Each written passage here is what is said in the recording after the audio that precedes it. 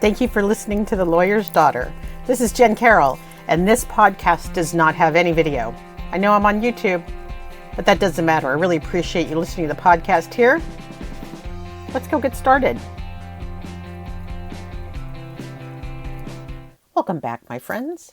It is Saturday, August 17th, and on Monday, the convention, the Democratic convention will begin, and I am encouraging you to enjoy the convention as a part of our political process and to participate in it in the way that you see fit. But I'd like to tell you, I'm hoping with today's podcast, and then tomorrow will be a little more dishy, but today's podcast, I'm hoping just to tell you some of the things to look for. If you are not used to conventions and how they work, if you're older, you probably do because you've seen them on television, but you still may have not really understood what was happening. So I'm going to take you through that today and tell you any stories that I know. And hopefully this will give you a good sense of how the mechanics, the meeting it is a business meeting. If you think about it, it's a convention, but it is a business meeting and there is business being performed. And that's what we're going to get into today. So you might think of the political convention as something like the big speeches, the flashy signs, my favorite, which is the sea of red, white, and blue, and the balloons, the confetti, and the cheering, and the bad dancing like the Macarena, and other things. But there's something deeper going on. Like I said, it is a business meeting that's happening, and it's not just rallying the troops, us, but it, of course, is an important component of what's going on. Fundamentally, what's happening at convention, in some way, shape, or form, and I believe it's happening more in the Democratic convention than in the Republican because we've had a change in candidacy. So what was Biden's administration's platform is what was the 2020 platform for the Democratic Party. But now we're looking at the 2024 platform, and I did the research, and guess what? It's not done yet. So I suspect a lot's going to happen at this convention in terms of the business because Kamala's not had very much time, and she and Tim have only been together. Has it even been 2 weeks? So, and typically you come together on these things. Sometimes a VP might have a pet project or some things they're passionate about besides just an old Jeep Scout. So this is the business. And like I said, I think this kind of business is going to happen a lot more at the Democratic convention only because of the timing and the nature of the events that got us here. I suspect the Republican convention, their platform, I have reviewed their platform. They're both the 2020 Democratic platform and the Republican 2024 platform are both huge. And of course, the Republican 2024 platform is a bit of a problem because fundamentally they're using what is Project 2025. And if you want to argue with me, you can, but that's actually the fundamentals underneath what's going on with the Republican platform.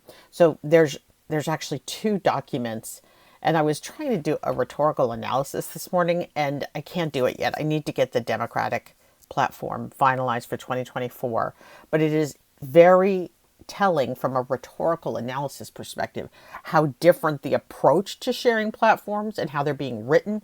It's a very different approach.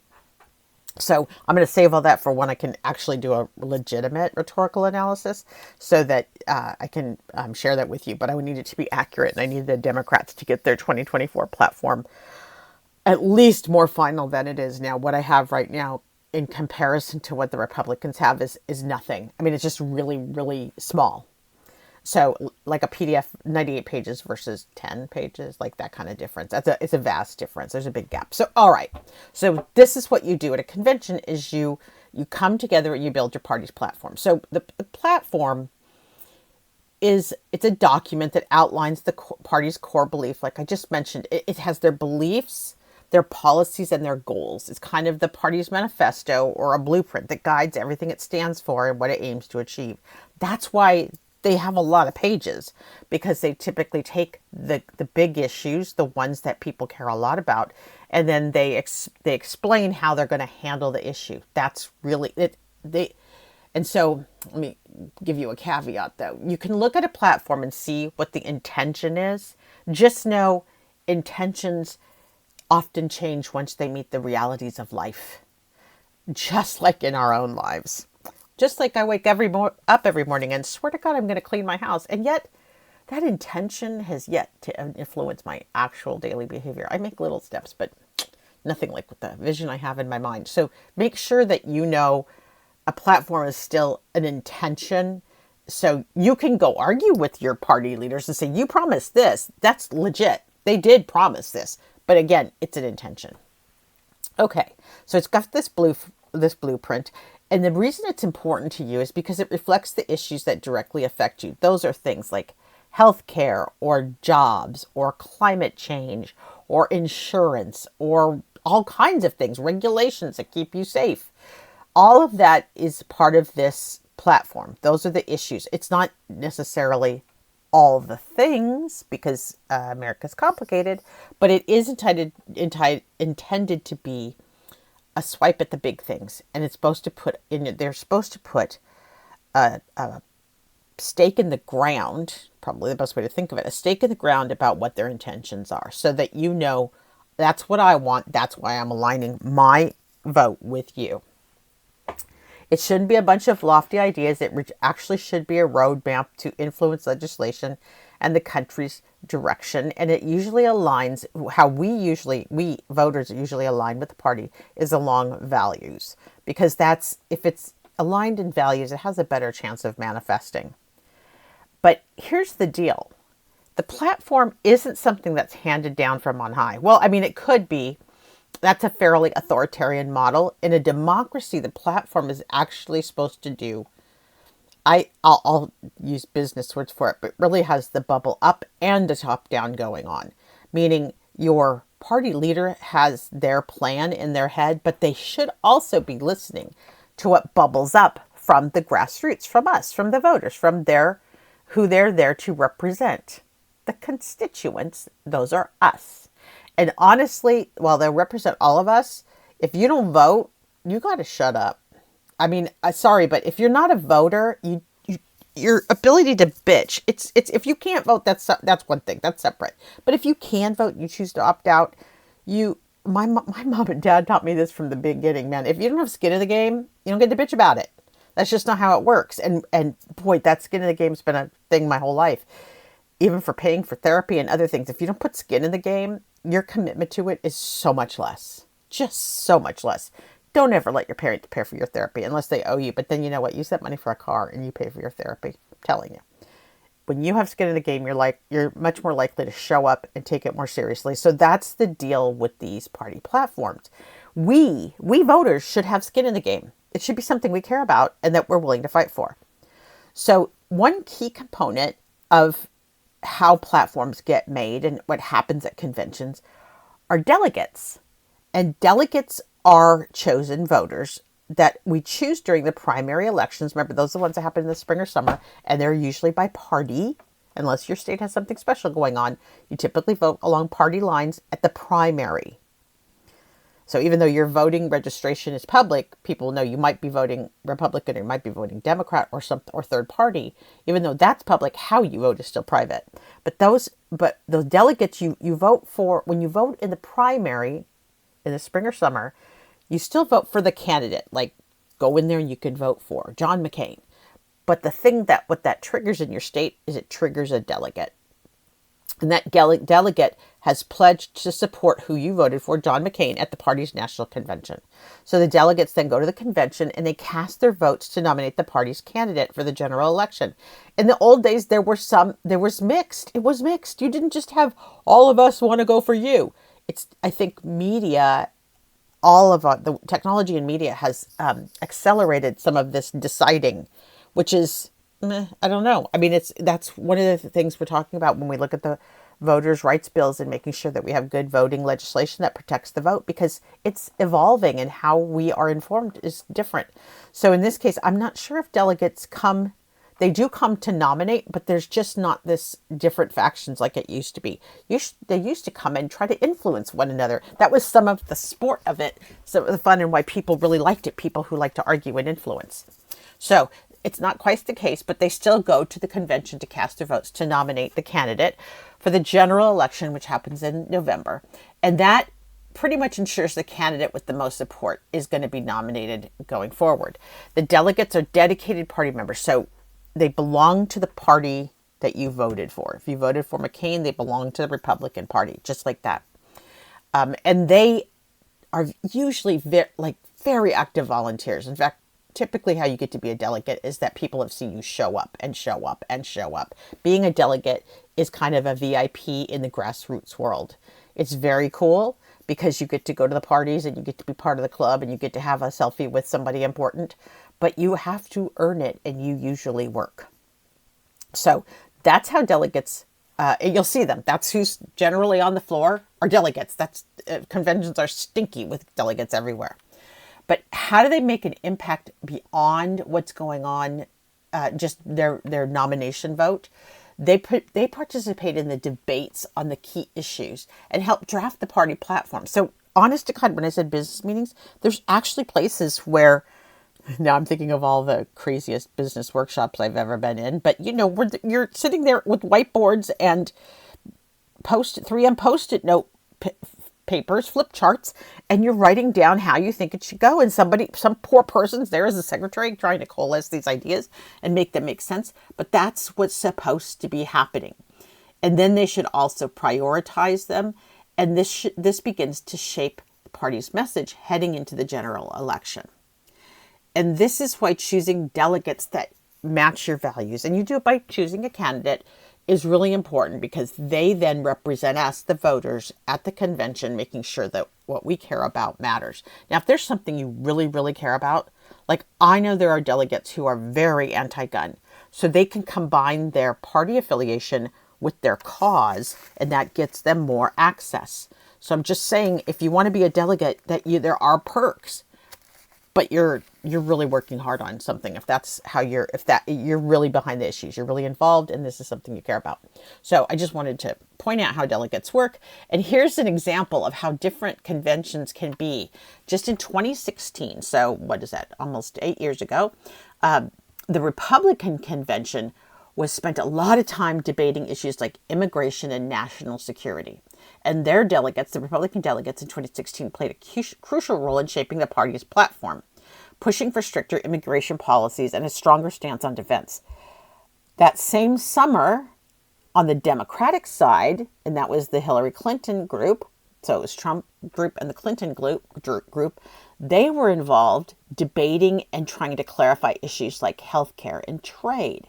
So this is a great example of seeing how different parties prioritize issues differently, and then how they want to solve or address the issue is also part of that. So this is why you want to pay attention to these things, because there is some nuance in how these platforms are similar and how they are different, and also how they are different in terms of their approach. So it's not just approach being a very top-down approach versus a collaborative grassroots approach. Like, those kinds of things are also revealed in these platforms. So why should you care about what happens at a convention? And it's because these decisions will impact your life. Well, immigration's a good one. It's super complicated, and we're not going to get into the issue itself, but the outcome, if you look at the net, one party is trying to figure out immigration in a way such that citizenship is an important part of the solution. Another party is trying really hard to deal with immigration by getting people moved, deporting people. And so those are the two big plans, the big priorities. Now, how they go about doing both of those things are what we need to pay attention to. And that's what will impact your life. I truly believe deportations will impact our lives in ways, welcome to the word unintended consequences. But I think it's the same thing about climate decisions and how we use power. Unintended consequences is like the thing I mumble about all the time, because I always think I know the answer, and then I have to sit with what are the unintended consequences. What am I going to do that's going to screw me up? This is what happens when I used to do something when my mom didn't give me permission to do it. And the unintended consequence was I would always get in trouble. I'd run out of gas. I'd lose money. I'd get lost, and I'd get busted every time. Maybe that's just her superpower. But there you go. Unintended consequences, really important. So while the conventions once focused a lot on finalizing the party platform, in a campaign context, the word platform refers to the set of principles, policies, and positions. So we know that we talked about this a little bit. It's a platform, but I really love the way to think of the platform is it should be working like a roadmap, not a bunch of edicts, because saying go to Target is one thing, but telling me how to get to Target is a completely different thing. You should see in a platform how to get to Target. If the platform only tells you to go to Target, Target does not sponsor this podcast. Wish it did. If all you knew in the platform was go to Target, that would not be helpful for you whatsoever. And that's how you need to look at platforms. It can't just assert something. It has to assert something with the directions on how to get to that outcome. So the planks in a platform. So the platform is metaphorical, drawing from its original meaning of a flat surface where someone stands to speak to a crowd. And then every plank of the platform was an issue. So that's the metaphor. And just as the physical platform elevates a speaker, a political platform elevates a party. It really did, the concept of a political platform started in the early days of American democracy, when parties would draft written statements of their beliefs and goals and present those to voters.